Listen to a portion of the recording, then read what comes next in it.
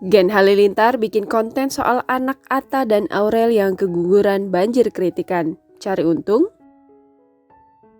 Bak menangguk untung di balik musibah. Ayah Gen Halilintar, Halilintar Asmit mengunggah video yang menggoreng keadaan Atta Halilintar sekarang.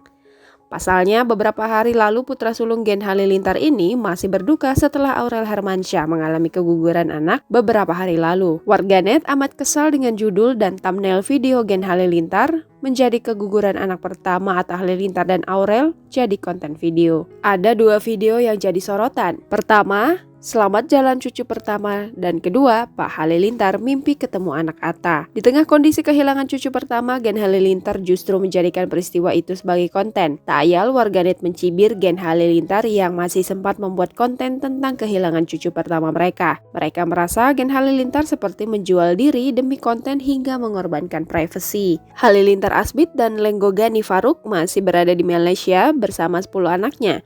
Mulanya mereka datang ke sana untuk berobat tetapi belum dapat pulang ke tanah air karena kasus COVID-19 yang melonjak tinggi di sana.